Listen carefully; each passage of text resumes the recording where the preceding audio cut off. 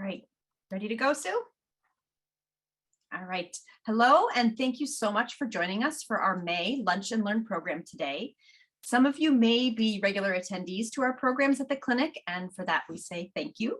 And some of you may be joining us for the first time, and to you we want to say welcome. The clinic provides specialized services in support of deaf and hearing individuals with complex communication and developmental needs. This may involve direct assessments and services with clients here in Beverly, Massachusetts, but it can also mean guidance, support, and training for families, educational teams, or professional groups.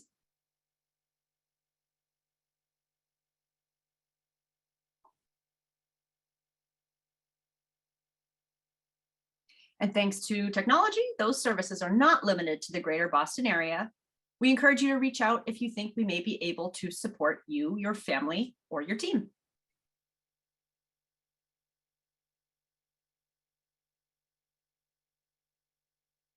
Our monthly Lunch and Learn programs bring our clinicians' expertise to all of you through presentations that highlight areas including speech, language, and communication, psychology, and education. We encourage you to check out the recordings from our previous Lunch and Learns. I'll be sure to drop that link in the chat in a few moments.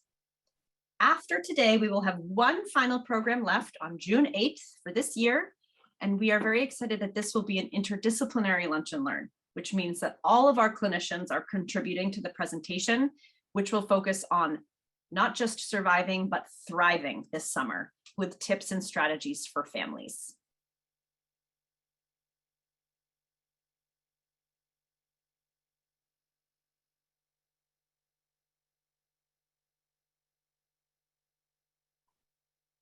Today, we are very happy to welcome our speech language pathologist, Serena Uray.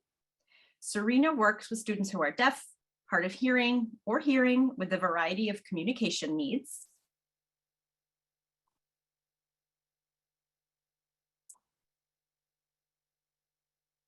She supports students who use American Sign Language, spoken English, and augmentative and alternative communication, or AAC systems. Her work involves modeling language and providing hands-on, meaningful language opportunities. Serena also holds the very important role of a parent. And in today's presentation, she is putting together her expertise as an SLP and her expertise as a parent to share 5 strategies that she finds useful in both roles. During the presentation, we encourage you to use the chat or the Q&A to interact or ask questions, which will be addressed at the end of Serena's presentation. If you do have accessibility issues, please do make us aware of those right away. And with that, I will pass it over to Serena.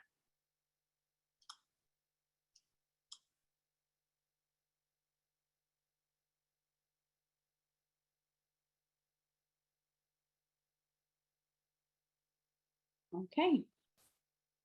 Welcome to 5 speech and language approaches I use as a parent, some of the time. Who am I?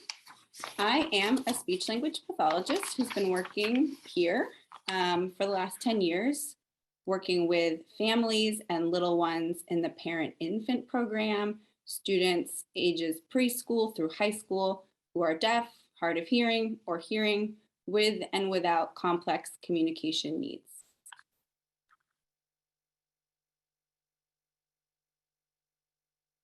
I have decided not to give the disclaimer that I haven't slept consolidated sleep in 8 months.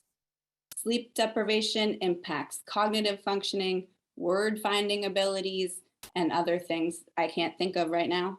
But I reject the term mom brain and prefer prioritization of cognitive resources. So we will skip that altogether and save ourselves some time.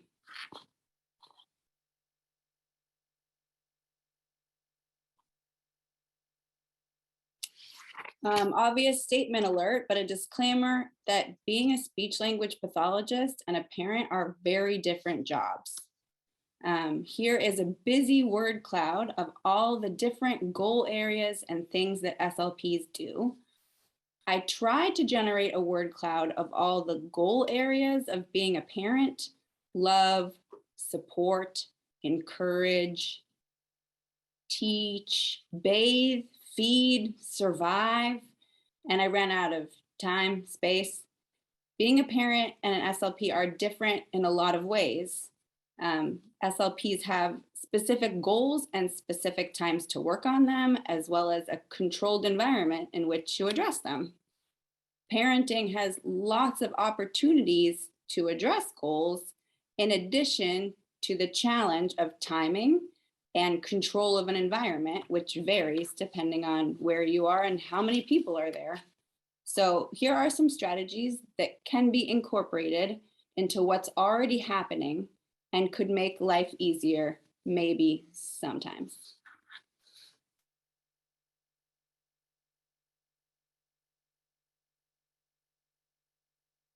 Choices.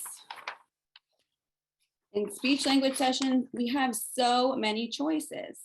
We use choices to teach that communication is powerful, to provide more support than open-ended questions, and to share control over the situation.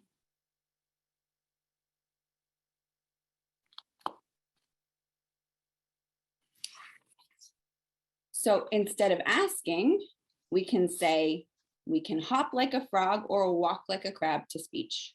Or we can start today with potato head or magnetiles, or we can work at the desk, or we can work on the beanbag, or we can walk back to class together, or you can walk back yourself.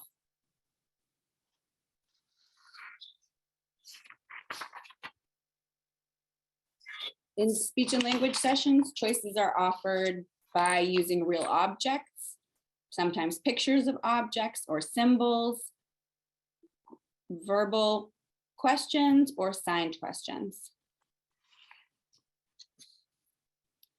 And students respond using eye gaze, looking at what their choice is, reaching for things, pointing to pictures, picking an image, or responding using spoken language, sign, or an AAC device.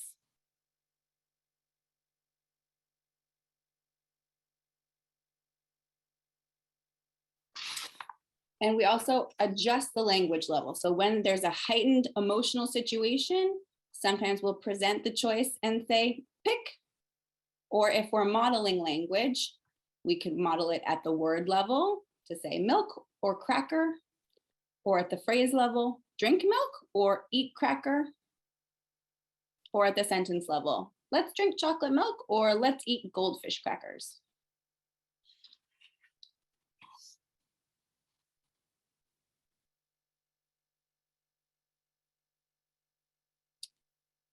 At home, there are lots of times in kids' days that are not a choice, like when it's time to eat dinner or go to bed. But we can provide choices about how things happen. So choices can use materials you already have. If you have colorful plates or different eating utensils, and choices can be incorporated into the activity that's already happening.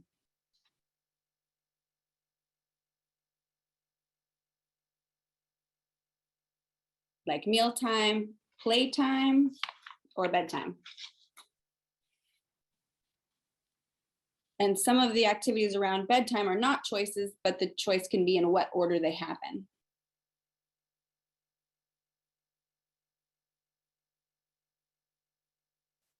And a parent disclaimer, sometimes there are two great choices and the response is still to lie on the floor.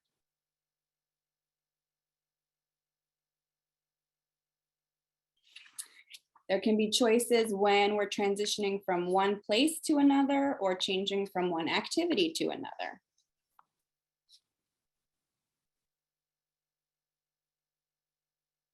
So providing choices requires no additional materials as long as you have two acceptable choices. And I say acceptable because sometimes we want to say, are you getting in the car or am I leaving you here? But hopefully that's not an actual choice. So it's critical to give two choices that could really be selected. If you want to wear rain boots, On a sunny day, that's still an appropriate clothing item to put on your foot and a fashion-forward decision. Having choices within view when possible is helpful, like when the shoe choices are sitting by the door. Sometimes they are thrown. From a therapist perspective, throwing shoes is communication. You can add language, up, down. From a parent perspective, throwing shoes is communication and also irritating and unsafe. I can also add language to the choice. You don't want the boot. Let's put on our shoes.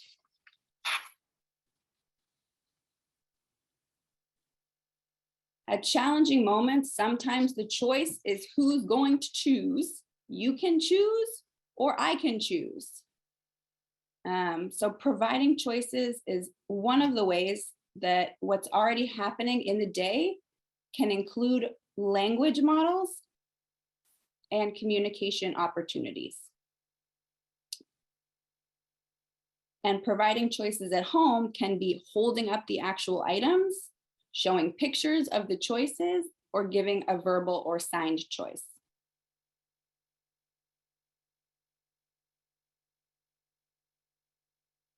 The visual choice is powerful and leads to our next strategy, which is visuals. In speech and language sessions, we use visual timers, first then boards, visual schedules, and also social stories.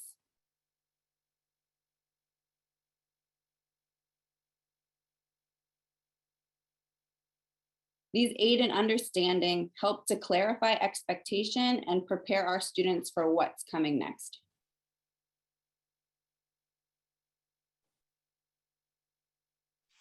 Here's an example of a student's social story previewing the experience of getting a flu shot.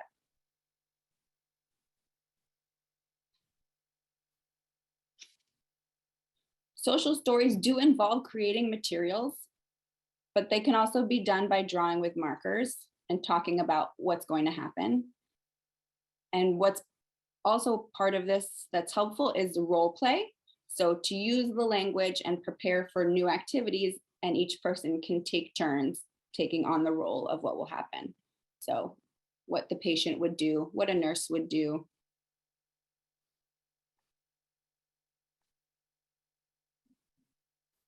Visuals at home involve objects around the house, books and videos. Daniel Tiger is very popular at my house right now and really goes through a lot of different scenarios in great detail. So in this picture shows exactly the kind of thermometer that's used at doctor's appointments for the kids, as well as goes to the dentist, goes to the hospital, a haircut, lots of situations that can be unexpected when they're new. Here's an example of the marker and notebook visual schedule, which was last night's visual schedule, which in our house has turned into kind of a bedtime contract negotiation. And even before our students are readers, print is powerful. And I also sometimes add pictures. And we've been working on not eating or requesting food after we brush teeth. So last on our schedule is to say goodnight to the bananas. Visuals at home can involve the objects around the house, books and videos, writing and drawing things out as they happen. Let me pause for an example of a strategy that does not require any materials, but does involve some retraining.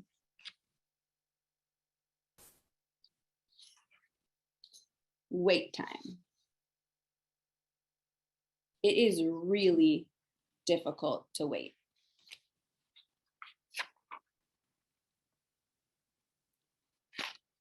We use it in speech and language sessions to give the opportunity for our students to initiate, or after giving a direction, to allow the student to process the instruction and understand what's being asked,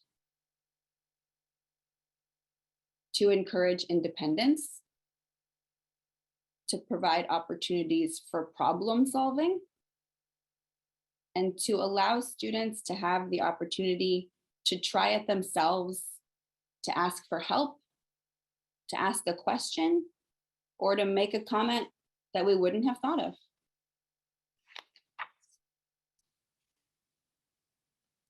How do we wait?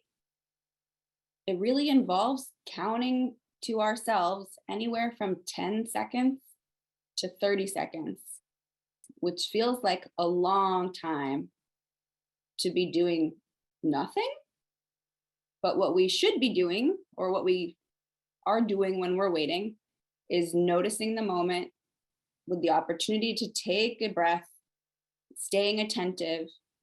And unfortunately, for the busy parent who's trying to multitask, this is not the time for that.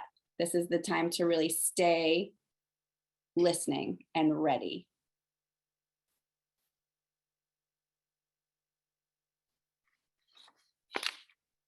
Waiting at home allows for processing time. So after giving a direction, time to put the Legos in the box and then wait. To allow for independence. Instead of jumping in to help zip up a jacket or rebuild a tower, to just wait.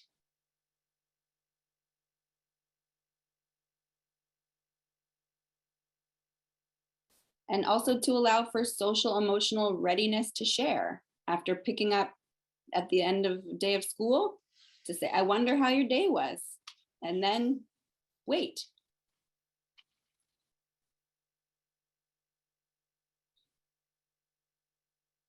To pause before rushing in to fix shoes, to give that opportunity for initiating and using language to get help. And to wait to be asked before opening a stuck container or cleaning up a spill, to give the opportunity to problem solve, as this friend in the picture is doing.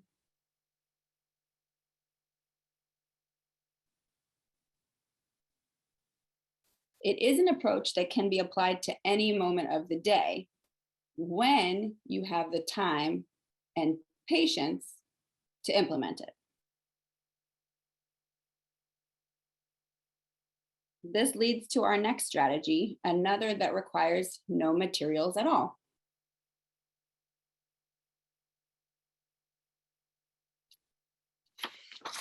Making statements instead of asking questions. Questions require processing time. Questions add demands. Questions require a response. Statements instruct. Statements provide direction. Statements allow the student to be the receiver of information.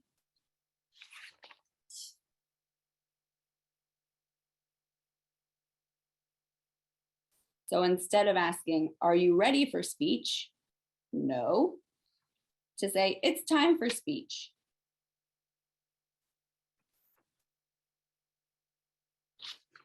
So these sentence starters can be helpful in learning to switch questions for statements. It's time to eat. Let's see what we have for dinner. Look, tonight it's spaghetti.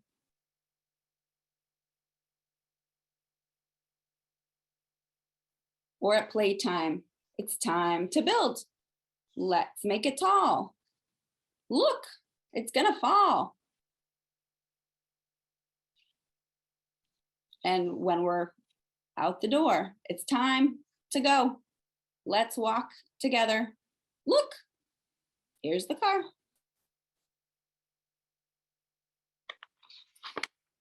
So instead of asking questions, how are you feeling? What do you need? We can model statements about our own emotions and the strategies that we use to regulate ourselves. I'm feeling hungry. I think I need a snack. Or I'm feeling frustrated. I need to take some deep breaths. Or when there's hitting happening at my house, I'm feeling unsafe. I need some space. I'm going to move my body away. I'm not ready to play right now. It does not involve additional materials or dedicated time, but it does involve brain space to shift from asking questions to making statements. The final approach is one I use when there's time in the day for dedicated play and available parent attention. And that is child-led activities. It means following what the child is looking at, turning off our own agenda, watching what they're looking at, what they're playing with, what they want to do, and joining it, adding language to it. It supports language development and builds connection.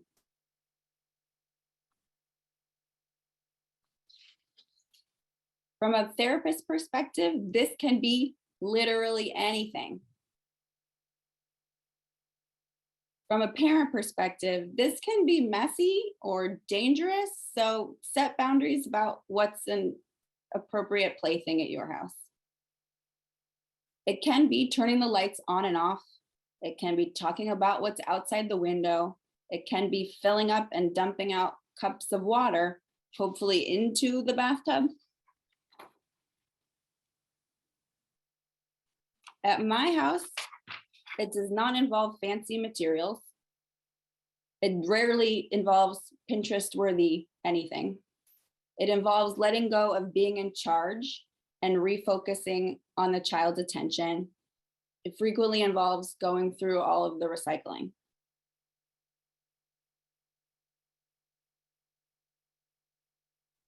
What if they want to do something that's not allowed and are not communicating about it, like just reaching for the stove? Then we can model the question, can we play with the stove? And still respectfully say no. It's for cooking, not for playing. It's hot, we'd get hurt. Or if it's appropriate to say yes and role play, imagining what we can do when the request is play nasal spray like daddy, then I can hand him a stacking cup and say, here's your nasal spray.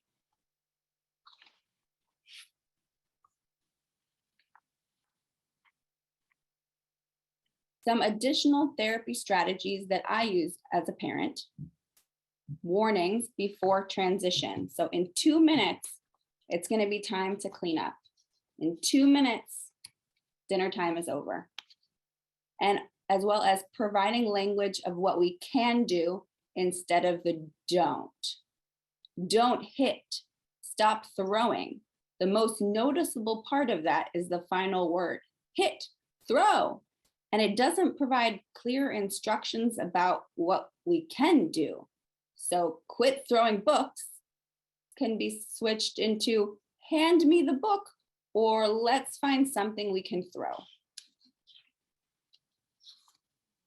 Next, questions that I have. When does it get easier? How do I get them to sleep? How do I get them to do what I want them to want to do?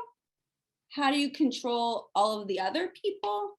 And why are there not more positive reinforcers like a Presidential Medal of Honor, bravery? If anyone has answers or their own questions, now is the time for answers or questions. Thank you for watching.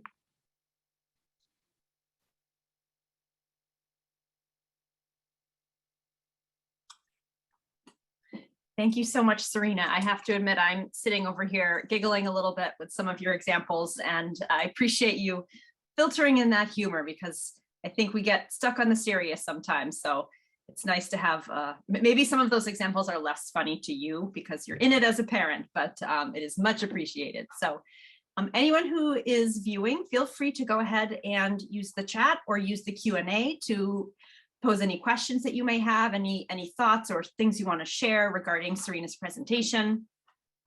I was thinking about your example of using social stories and how powerful social stories are, because I think that I talked about using social stories in one of my lunch and learns a few months ago about foundational learning. I think Maddie, our reading specialist and teacher of the deaf, has talked about using them in one of her literacy focused presentations.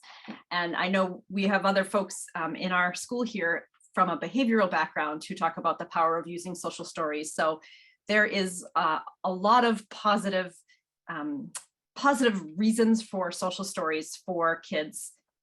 And it doesn't just have to be young kids either. I think it can go up all the way through, older children. And from an educational perspective, I think that social stories are such a key for literacy. And it can be something as simple as like a little slideshow on your phone of, we went to the farm and we saw the things, and you make a little slideshow, or, here's the photos from the visit to the neighbor last week, or, whatever it might be. It's a really powerful way for children to revisit those experiences and build the language related to those contexts. And the repetition is really, really key as well. So it can be focused on a purpose that is, we're going to be getting the flu shot, we're going to be going to the dentist, we're going to be experiencing this new thing. But it can also be sort of like an after the fact review of this fun or interesting or challenging thing that we did together. So I encourage folks to use social stories, because I think that we've talked about them a fair amount on these lunch and learns, and I think for good reason. There was a question in the chat about if this program is being recorded, and the answer is yes, it is being recorded. It will be available usually in about a week or so, and it will be posted on our Lunch and Learn website, which has all of our other Lunch and Learn programs as well. Let me put the link in here. There you go. The link was just popped into the chat. Any of our previous Lunch and Learns can be viewed at that website as well.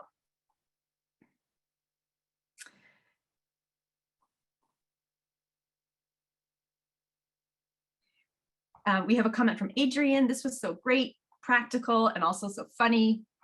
Can you share how becoming a parent has changed your perspective as an SLP? What is important, practical, etc.? That's a big question. I think it's changed a lot of how I give advice to parents, and COVID times have changed things too, to say parents have a lot on their plate. And to think about what is functional, what can be incorporated into what's already happening, as well as to make things fun. It's a lot easier to do things if they're fun, both in speech and language sessions and at home. So yeah, that piece.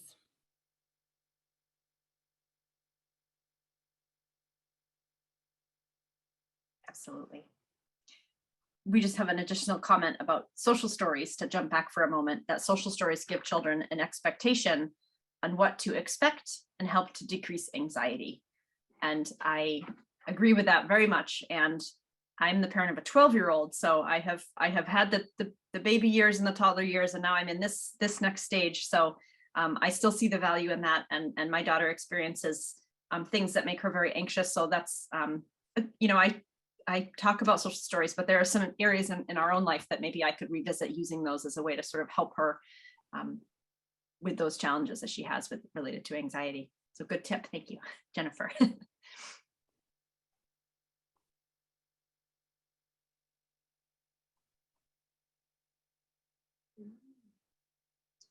We have another question here. How do you counsel another SLP who is possibly pushing their own agenda more so than listening to the parents and child and following their lead? That is tough. I think it's hard when professionals seem like the experts, because the parents are the experts of their own child, even if the SLP knows the field.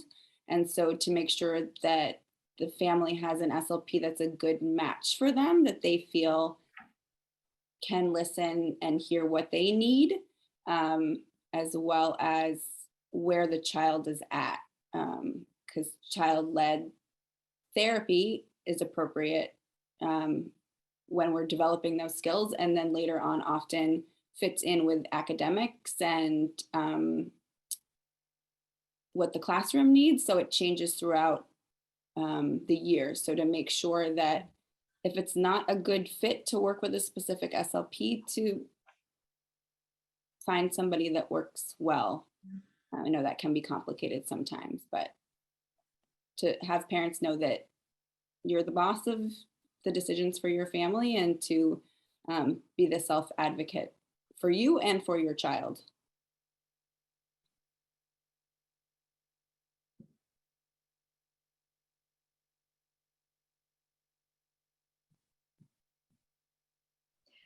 Another thought that I just had in response to that, Serena, is that I think in the last few years, in response to social issues and COVID and all the things that we've all been experiencing in the last, how many years is it now? Is that a lot of professionals are really trying to focus and center lived experience. So if we need to understand more about what it's like to be the parent of a child with a particular challenge or disability, we need to ask the parent of that child. I think a lot, I know in our setting, we've really tried to bring in self-advocates, so individuals with disabilities or a variety of lived experiences, parents. So it might be beneficial to seek out professional opportunities that center those parents' voices in that process. So to give that particular SLP the opportunity to learn, well, what is it like to try to put this child to bed every night? It doesn't mean that whatever strategy might be a great strategy, but if the parent is struggling to just get this child to go to sleep, and there's so many layers and so many factors, really stepping back and centering those parents' experiences can be really powerful to us as professionals.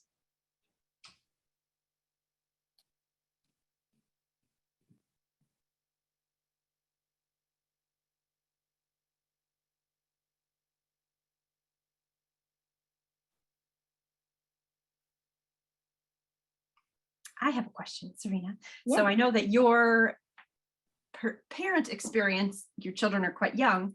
Your SLP experience, you work with children and individuals up through young adulthood.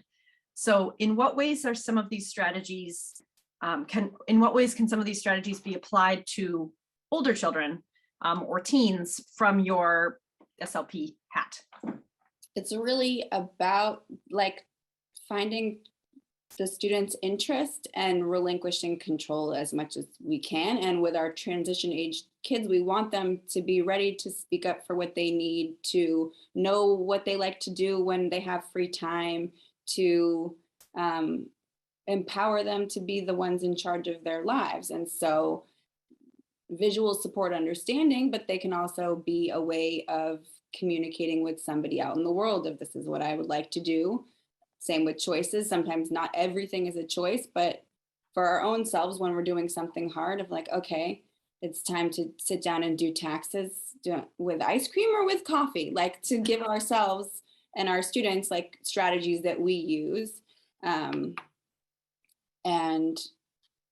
the social story too, the preview of okay, we're wearing masks at school now. We're not wearing masks at school. And sometimes just putting it down on paper to say, okay, this piece is going to change. This piece is not going to change. It's still the same classroom, but it's going to can help the entire age range, and sometimes helps me to be making to say, okay, there are things that are changing and there are things that are not changing with any life transition.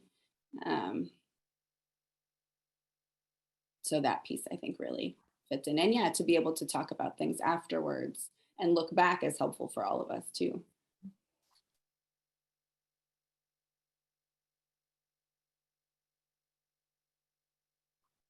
The wait time suggestion is a really powerful strategy for me in that whole social emotional realm of getting home from school and, what's wrong? Or, using questions, not providing wait time, sort of I'm not doing any of the things sometimes with my own daughter. So it's a good reminder to,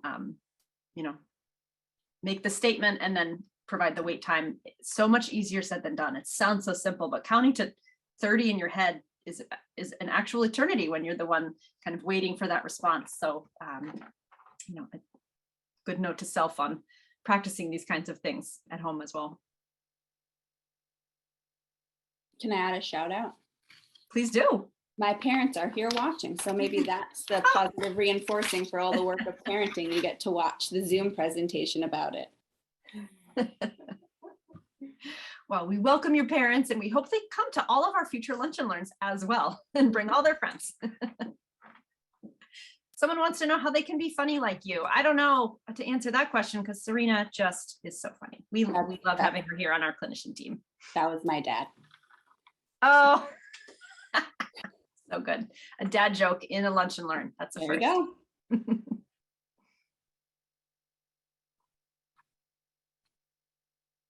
We have other folks who might have some questions about these strategies that can be useful as a parent and also as a SLP in a professional setting.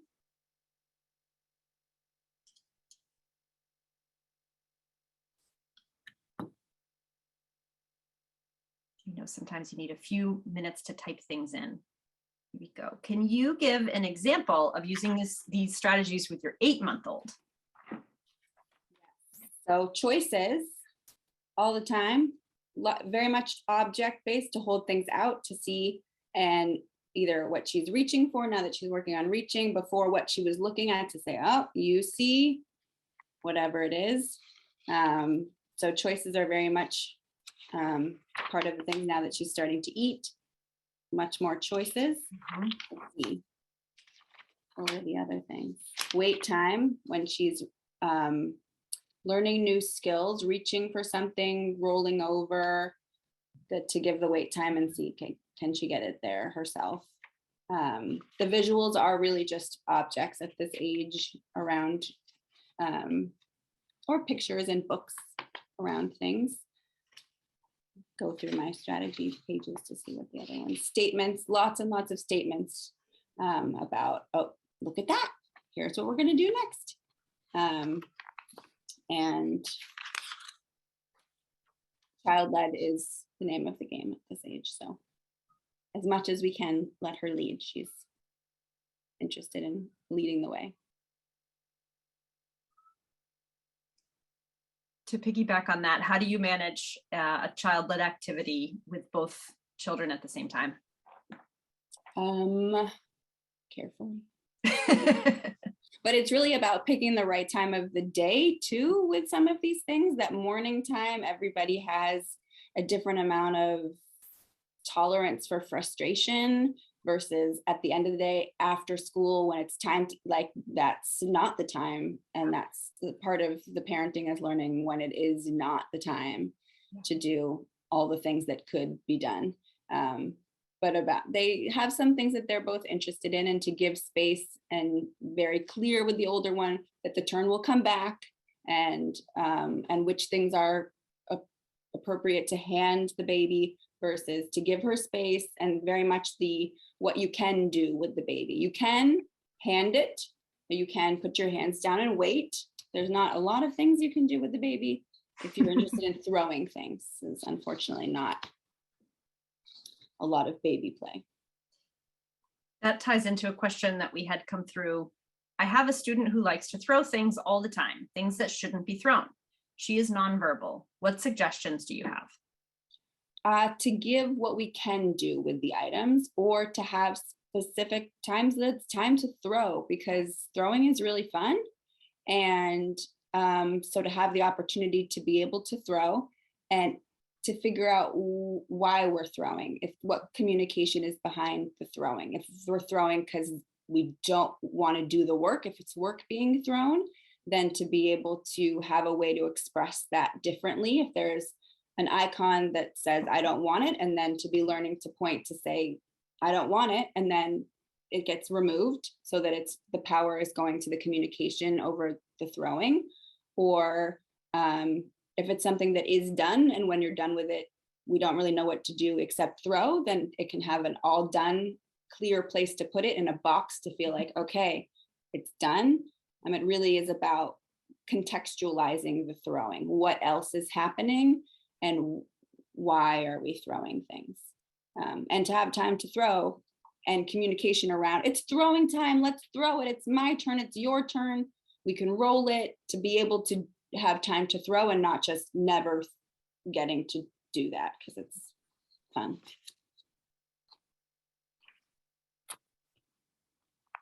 Says thank you.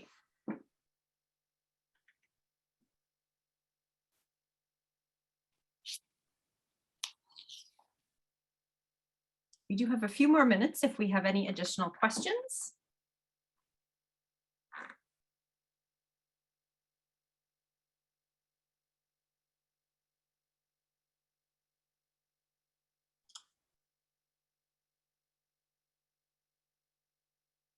Just as a reminder, we have one more Lunch and Learn program, which will be June 8th, which will be a little bit geared towards families because the summertime can be wonderful. It can be relaxing. It can be less formal schedules, maybe fewer appointments. It can also be a lot of unstructured time that can pose its own challenges. So we are going to be coming together as our clinician team and get a few tips from the communication team, a few tips on literacy and education, a few tips from our psychologists, and kind of bringing those together to not just survive, but thrive this summer. So we hope you will join us on June 8th, which is our final Lunch and Learn here in Massachusetts. Our school year goes pretty much to the end of June, so we still have a chunk of time left. I know some of you might be joining from other areas in the country, and we've had other folks from other countries as well who may be really on the last few weeks of school. So lucky you, best of luck, but we hope you'll join us on June 8th for our final Lunch and Learn of this year.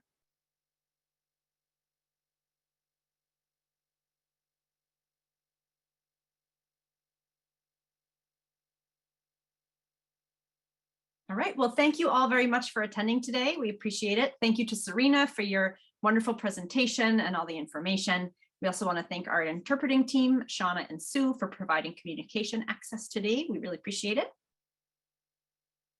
And we hope to see you all in June. Have a great rest of your day.